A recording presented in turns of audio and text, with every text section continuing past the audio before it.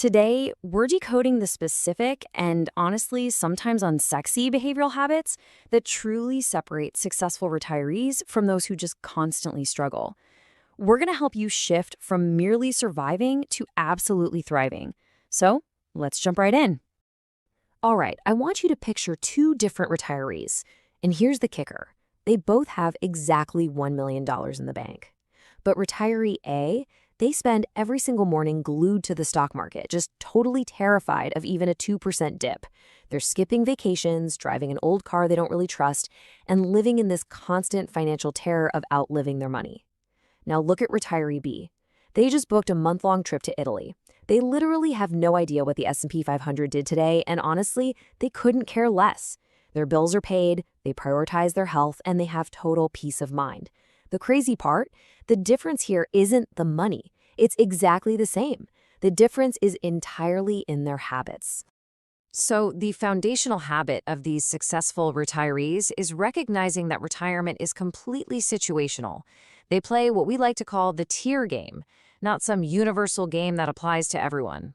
Look, a Tier 1 retiree who's relying entirely on Social Security, they are fundamentally trying to solve a survival problem. But a Tier 5 or 6 retiree, they're solving a tax problem.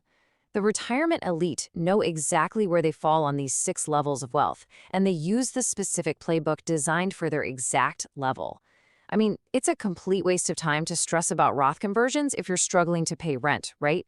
Just like you shouldn't panic about Social Security running out if you're sitting on a $10 million portfolio. You absolutely have to know your tier. And knowing your tier leads us to a really crucial shift in mindset. It's this: net worth is vanity, but cash flow is sanity. Think about it. Most of us spend our entire working lives obsessed with our number, that total net worth figure. But the retirement elite, they know a massive vanity number doesn't actually pay for your groceries. They focus entirely on reliable cash flow. They measured their success by how much income their assets actually produce every single month without them ever having to sell off the underlying investments. Let's really break down the difference between paper wealth and true cash flow. The paper wealth retiree is stressed out. They're forced to sell off stocks in a down market just to cover basic living expenses. It's nerve-wracking. But elite retirees, they're all about that cash flow. They are peacefully collecting dividends, rental income, or interest from bond ladders. By intentionally shifting even just a portion of their savings into these income-producing assets, they effectively jump up a wealth tier in terms of their lifestyle without actually needing more total money. They've built a financial engine that literally pays them rain or shine. Now, this strategy heavily relies on something we call the golden window. This is that critical period starting the exact day you retire and stretching right up until you turn 73. During these specific years, your income is often temporarily lower because, well, you're not getting a salary anymore, and you probably haven't started your required minimum distributions, those RMDs, or even Social Security yet. Successful retirees are absolutely obsessed with this window. They use this temporary lower tax bracket to do Roth conversions.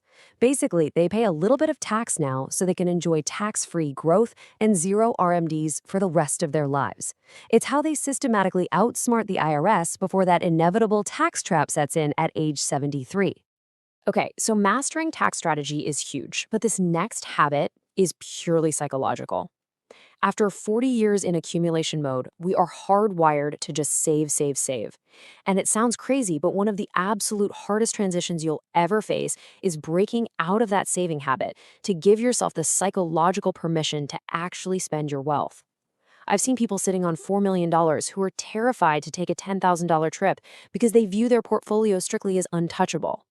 The elites solve this by building a really coordinated income floor, usually using Social Security or pensions. Once they know their basic living needs are securely covered, they finally grant themselves permission to actually enjoy the resources they spent a lifetime building. But of course, enjoying that wealth means you have to protect it. And that means guarding your health floor. Look, if you're in Tier 3, which means you have a portfolio sitting between $500,000 and $1.5 million, you are actually in the single most dangerous level for healthcare costs. You've got too much money to qualify for Medicaid, but just one 3-year stay in a nursing home can take a massive, devastating bite out of your savings. It can literally wipe out a lifetime of hard work. The elite do not ignore this. They plan for it intentionally, whether they use hybrid insurance policies, annuities with long-term care riders, or just set aside a dedicated care bucket in their portfolio. They make absolutely sure that one spouse's illness doesn't drag the healthy spouse all the way back down to tier 1. Another really critical habit is transforming that paper wealth we talked about into usable retirement wealth. A super common trap people fall into is being house rich and cash poor. Think about it for a second. If your net worth is $500,000, but $400,000 of that is completely trapped as equity in your house, well, you aren't actually living a tier 3 lifestyle. You're living a tier 1 or 2 lifestyle. Elite retirees look closely at their balance sheets, and they actively hunt down those lazy assets. They'll strategically downsize to a more efficient home, or they might use tools like reverse mortgages to turn that trapped, lazy paper equity into actual cash flow. Cash flow that pays for the things that really matter, like groceries, experiences, and travel. Now, as wealth scales up into those upper tiers 5 and 6, the mindset profoundly shifts.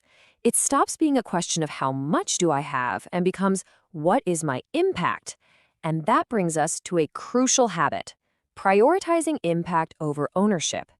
These folks heavily utilize tools like qualified charitable distributions, or QCDs. So instead of taking a taxable required minimum distribution and getting slapped with a huge tax bill, they send those funds directly to a charity they deeply care about. It satisfies the IRS, it significantly lowers their taxable income, and honestly, the best part, it lets them see their wealth doing tangible good while they are still alive to enjoy it. They transition from just being owners of money into being true stewards of a legacy. All right, here's a surprising truth that actually catches a lot of people totally off guard.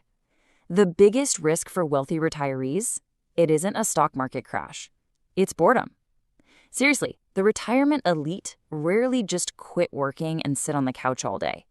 To stay sharp, they stay purposefully active.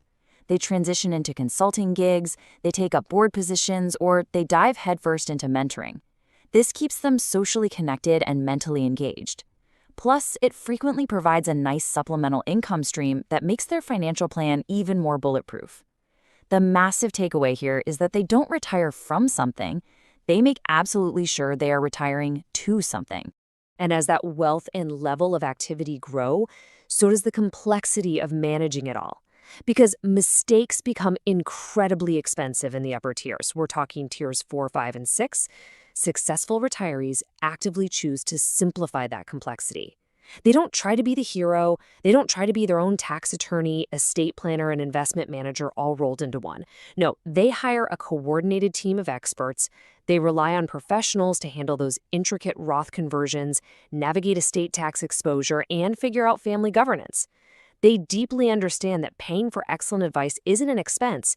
It is, without a doubt, their highest ROI investment. Finally, the most successful retirees invest heavily in their future selves by adopting a profoundly proactive lifestyle. They don't wait for a devastating fall to suddenly decide to install grab bars in the bathroom.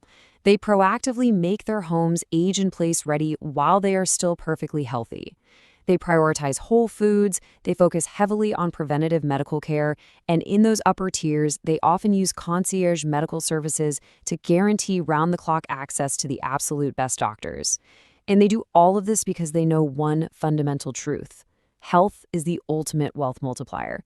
Because without it, honestly, the money simply doesn't matter. So as we wrap up, remember that retiring well is entirely about clear strategy, not blind luck. Whether you are currently sitting in Tier 1 or Tier 6, there is always a specific lever you can pull right now to dramatically improve your situation. Maybe your very first step is just calculating your true retirement net worth by finally excluding your home equity. Or maybe it's mapping out your own golden window so you can plan a Roth conversion. So I'm going to leave you with this critical thought to ponder. If you want to move from just surviving to truly thriving, which of these 10 habits will you actively start implementing today to secure your own peace of mind? Think about it, figure out your tier, and start running your specific playbook today.